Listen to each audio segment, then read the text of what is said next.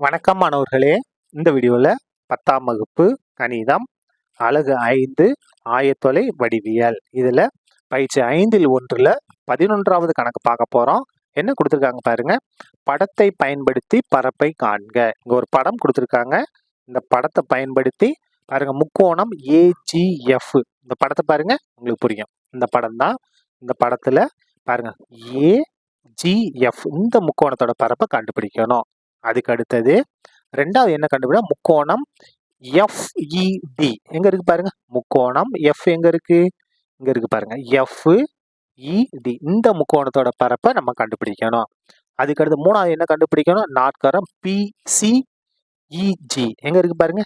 PCEG இந்த நாற்கரம், இந்த முக்கோணம் முதல்ல, இந்த முக்கோணம் ரெண்டாவது, இந்த நாற்கரம் இது. இந்த மூணையுமே நம்ம கண்டுபிடிக்கணும். கண்டுபிடிக்கலாமா பாருங்க, ஒவ்வொன்றா கண்டுபிடிப்போம். முதல்ல முக்கோணம், எந்த முக்கோணம், ஏஜிஎஃப். முதல் புள்ளிய x1 y1, ரெண்டாவது புள்ளிய x2 y2, மூணாவது புள்ளிய x3 y3 நம்ம எடுத்துக்கலாம். பாருங்க, முக்கோணத்தோட பரப்புக்கு formula 1/2 x1 y1 x2 y2 x3 y3. திரும்ப என்ன வரணும், x1 y1 சதுர அலகுகள். சரியா? அம்புக்குறி வந்து முதல்ல கீழ் நோக்கிய அம்புக்குறி, அதுக்கு அடுத்தது மேல் நோக்கிய அம்புக்குறி. இப்ப பாருங்க, ஈக்குவல் டு 1/2 பாருங்க. x1 y1 முதல் புள்ளி -5 3, ரெண்டாவது புள்ளி பாருங்க -4.5 0.5. அதுக்கு அடுத்து பாருங்க x3 y3 -2 இங்க 3, திரும்ப x1 y1 -5 3. சரியா?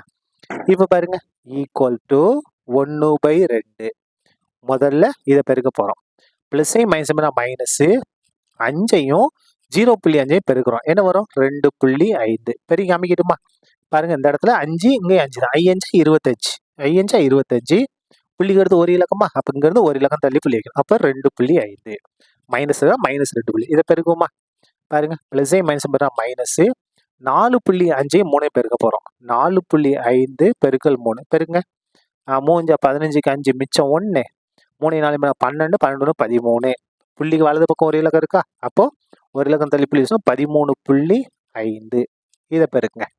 என்ன வரும், பிளஸையும் மைனஸ் மைனஸ் 2 3 6. கீழ் நோக்கி பெருக்கிட்டோம். இப்போ மைனஸ் போட்டு மேல் நோக்கி பெருக்க போறோம். இதை பெருக்கலாமா பாருங்க. 3ஐயும் -4.5 பெருக்குனா இந்த இதுதான். என்ன வரும், -13.5. இப்போ இதை பெருக்கலாமா பாருங்க. என்ன வரும், 0.5 2 பெருக்க போறோம். பிளஸையும் மைனஸ் மைனஸ் I 2 10 பாருங்க. இங்க 5 இங்க 2 10. புள்ளிக்கு வலது பக்கம் ஒரு இலக்கம் இருக்கு, அப்போ ஒரு இலக்கம் தள்ளி மைனஸ் வைக்கணும், புள்ளி வைக்கணும். 1.0 1.0னா 1 தான். இந்த இடத்துல மேல் நோக்கி பெருக்க போறோம். பிளஸையும் மைனஸ் மைனஸ் 3 5 15. சரியா? இது சுருக்கிடலாமா, ஈக்குவல் டு 1/2.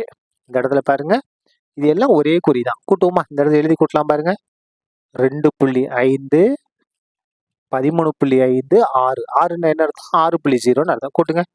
5 5 கூட்டினா 10, 10க்கு 0 மிச்சம் 1, 1 2 3, 3 3 6, 6 6 12, 12க்கு 2 மிச்சம் 1. அப்போ 22.0. 22.0ன்னா 22. இப்ப பாருங்க, இது எல்லாத்தையும் கூட்டினா 22. பாருங்க, எல்லாம் ஒரே குறியா இருக்கா. அப்ப என்ன 22 -22. இப்ப பாருங்க, இந்த மைனஸ் அப்படியே போட்டோம்.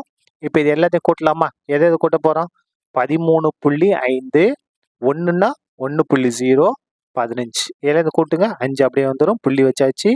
5 1 கூட்டினா 6 6 3 9 1 1 2 29.5. அப்ப இந்த இடத்துல என்ன வரும், 29.5. எல்லாமே மைனஸ் இருக்கா, அதனால -29.5. அடுத்த ஸ்டெப் பாருங்க, 1/2 அப்படியே வந்துடும். இந்த -22 அப்படியே வந்துடும். இப்ப பாருங்க, மைனஸை மைனஸ் பெருக்குன்னா பிளஸ் 29.5. இப்ப பாருங்க, அந்த 1/2 அப்படியே வந்துடும். பாருங்க, இது ரெண்டு வேற வேற குறி, அப்ப கழிக்கணும் இல்லையா. எதை கழிக்கணும், 29.5ல இருந்து 22 கழிக்கணும். 22 22.0 அர்த்தம். மைனஸ் பண்ணுங்க, 5 அப்படியே வந்துடும். 9ல 2 கழிச்சா 7, அவ்வளவுதானே. 7.5 தானே, 2ல 2 கழிச்சா 0 வந்துடும். அப்போ 29.5ல் 22 கழிச்சா 7.5. சரியா? இதை கேன்சல் பண்ணுமா? ஓ 2 2, 7ல் 2 6. சரியா? மிச்சம் 1 இங்கே வருமா? அப்போ 15, 15ல் 7 2 14, மிச்சம் 1, 1 2 கூட வகுக்க முடியாது, இங்கே 0 சேர்த்துடும். அப்போ 10, 2 10. அப்போ முக்கோணம் ஏஜிஎஃப் இதோட பரப்பு என்ன பாருங்க, ஈக்குவல் டு 3.75 சதுர அலகுகள். சரியா?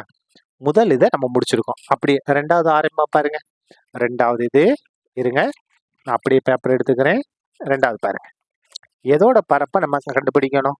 முக்கோணம் எஃப்இடியோட பரப்பை நம்ம கண்டுபிடிக்கணும்.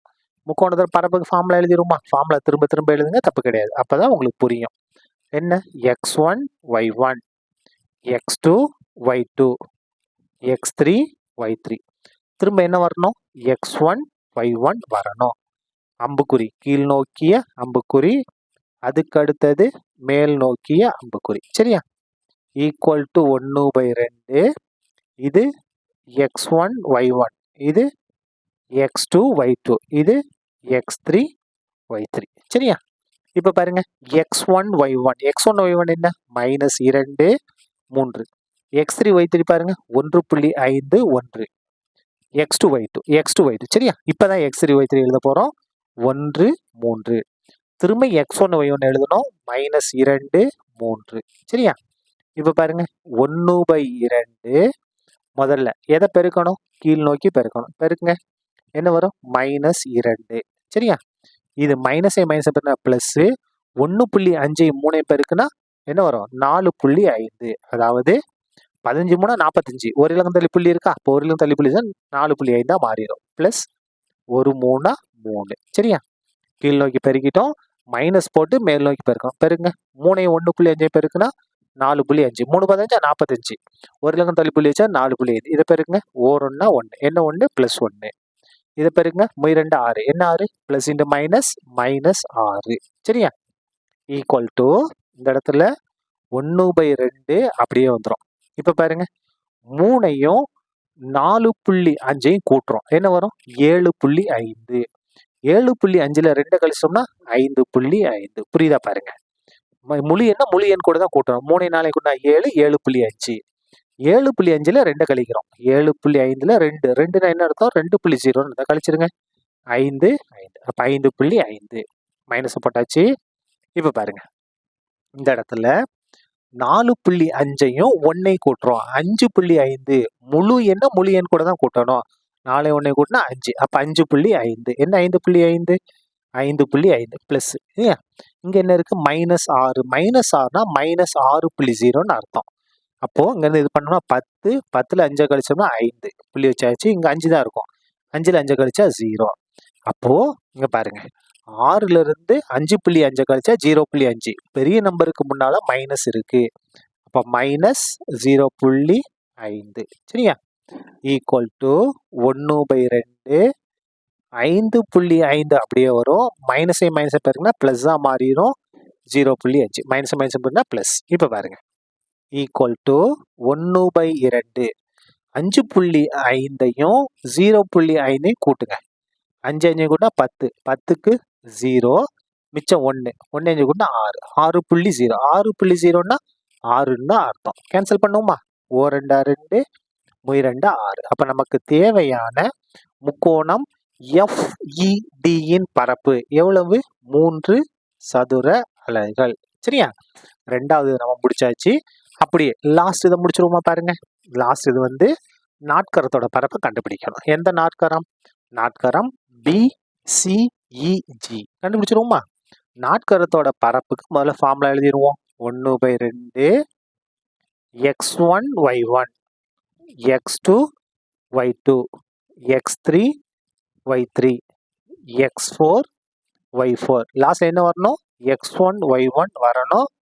சதுர அலகுகளை மறக்காம எழுதிடணும். சரியா? அம்புக்குறியை மறந்துடக்கூடாது. கீழ் நோக்கிய அம்புக்குறி, அதுக்கு அடுத்தது மேல் நோக்கிய அம்புக்குறி. சரியா?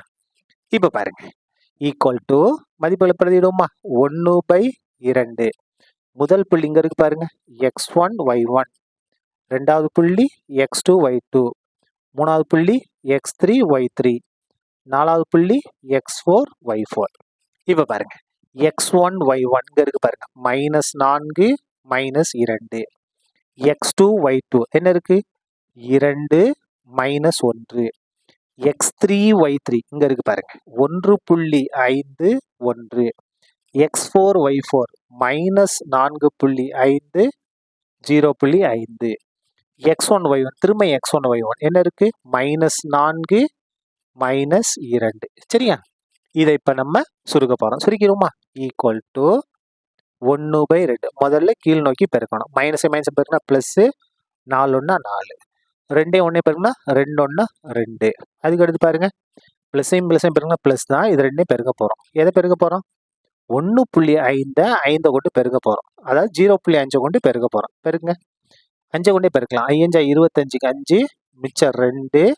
இந்த இடத்துல 5 1 5, 2 கூட்டினா 7. பாருங்க புள்ளிக்கு வலது பக்கம் 2 இலக்கம் இருக்கு. அப்ப 0.75. ரொம்ப கவனமா இருக்கணும். சரியா? 0.75. இங்க ஒரு இலக்கம், இங்க ஒரு இலக்கம், மொத்தம் 2 இலக்கம் தள்ளி புள்ளி வைக்கணும். அப்ப 0.75. இந்த இடத்த பாருங்க. இதை பெருக்குங்க. மைனஸை மைனஸ் பெருக்குனா பிளஸ், 4.5 2 பெருக்குனா 9. அதாவது 45. 45 2 கொண்டு பெருக்குனா 90. ஒரு இலக்கம் தள்ளி புள்ளி வைப்போமா? அப்போ 90ல ஒரு இலக்கம் தள்ளி புள்ளி வச்சா 9.0. 9.0னா 9 தான் அர்த்தம். சரியா? Minus off. இப்ப பாருங்க மேல் நோக்கி பெருக்க போறோம். மைனஸை மைனஸ் பெருந்தா பிளஸை மைனஸ் பெருந்தா மைனஸ், 2 2 4. இந்த இடத்துல பாருங்க பிளஸை மைனஸ் பெருந்தா மைனஸ், 1ஐயும் 1.5 பெருங்க என்ன வரும்? 1.5 தான் வரும். இதை பெருக்கலாமா? பிளஸை மைனஸ் பெருந்தா மைனஸ், 1ஐயும் 4.5 பெருக்குனா 4.5. இதை பெருக்குங்க. பிளஸை மைனஸ் பெருந்தா மைனஸ், 0.5ஐயும் 4ஐயும் பெருக்க போறோம். பாருங்க 5ஐயும் 4ஐயும் பெருக்குனா 20 இல்லையா? புள்ளிக்கு வலது பக்கம் ஒரு இலக்கம் இருக்கு. அப்போ ஒரு இலக்கம் தள்ளி நம்ம புள்ளி வைக்கணும். 20ல ஒரு இலக்கம் தள்ளி புள்ளி வச்சோம்னா 2.0. 2.0 என்ன அர்த்தம்? 2ன்னு தான் அர்த்தம். சரியா? எல்லாத்தையும் பெருக்கியாச்சு. சுருக்கிடுவோமா?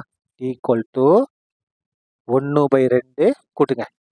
4ஐயும் 2ஐயும் கூட்டினா 6, 6ஐயும் 9ஐயும் கூட்டினா 15. 15 கூட 15 என்ன அர்த்தம்? 15.0. எதை கூட்ட போறோம்? 0.75 கூட்ட போறோம். அப்ப 5 7. இந்த இடத்துல நம்ம எத்தனை 0 சேர்த்துக்கலாம். சரியா? 5 7 15 அப்படியே வருது. அப்ப என்ன வருது? 15.75. மைனஸ் போட்டுக்கலாம்.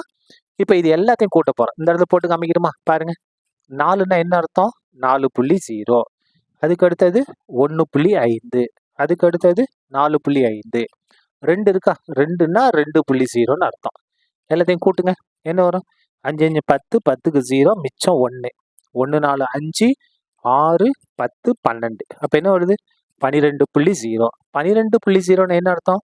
வெறும் 12 தான் அர்த்தம். எல்லாமே மைனஸ் தானே, அந்த குறிய மறக்காம போடணும். ஈக்குவல் டு 1/2 15.75 மைனஸை மைனஸ் பெருக்குனா பிளஸ் 12 மாறிடும். Equal to 1/2. 2 கூட்ட போறோம். எதை 15.75ஐயும் 12 12ன்னா 12.00ன்னு அர்த்தம். சரியா? அதாவது முழு எண் 15 கூட முழு எண் 12 கூட்டணும். அப்ப பாருங்க 5 அப்படியே வந்துடும், 7 அப்படியே வந்துடும், தசம புள்ளி வச்சாச்சு. இதை கூட்டுங்க. 5 2 கூட்டினா 7, 1 1 கூட்டினா 2. அப்ப 27.75. இப்ப இதை நம்ம கேன்சல் பண்ண போறோம். கேன்சல் பண்ணுவோமா? இந்த இடத்துல பாருங்க ஓ 2 2. அதுக்கடுத்து 7. 7ல முய் 2 6, முய் 2 6, 7 இருக்கு, மிச்சம் 1. அப்ப இங்க வந்து என்ன மாறும்? 17 மாறுமா? 17ல என்ன வரும் பாருங்க, புள்ளி வந்துருமா? அந்த புள்ளி வச்சிருவோம். 17ல 8 2 16, 17 இருக்கு, 8 2 16, மிச்சம் 1. இங்க வந்துச்சுன்னா 15 மாறும். 15ல 7 2 14, மிச்சம் எத்தனை இருக்கு? 1. 1 2 கொண்டு வகுக்க முடியாது. இங்க 0 சேர்த்தோம். 0 சேர்த்தா 10, I 2 10. அப்போ நமக்கு ஆன்சர் என்ன வந்திருக்கு பாருங்க? 13.875 சதுர அலகுகள். புக்குல கொஞ்சம் மாத்திருப்பாங்க, அதையும் சொல்லிடுறேன். எப்படி மாத்திருப்பாங்க அப்படின்னா, இந்த 13.8 அப்படியே இருக்கட்டும். இந்த இடத்த நம்ம முழுசாக்க போறோம். இந்த 7 முழுசாக்கணும்னா 7க்கு வலது பக்கம் இருக்க நம்பரை பார்க்கணும். 7க்கு வலது பக்கம் இருக்கக்கூடிய நம்பர் 5, 5ஐ விட பெருசா இருந்துச்சுன்னா இந்த 7 கூட 1 கூட்டலாம். இங்க என்ன இருக்கு? 5 இருக்கு. அப்ப இந்த 7 கூட 1 கூட்டலாம். 7 கூட 1 கூட்டினா 8 சதுர அலகுகள். நீங்கள் இதோட நிறுத்திட்டாலும் உங்களுக்கு முழு மார்க் கொடுத்துருவாங்க. சரியா? அப்போ நமக்கு தேவையான நாற்கரம் BCEGயின் பரப்பு எவ்வளவு? 13.88 சதுர அலகுகள். சரியா? அவ்வளோதான். இந்த கணக்கு முடிந்தது. நன்றி.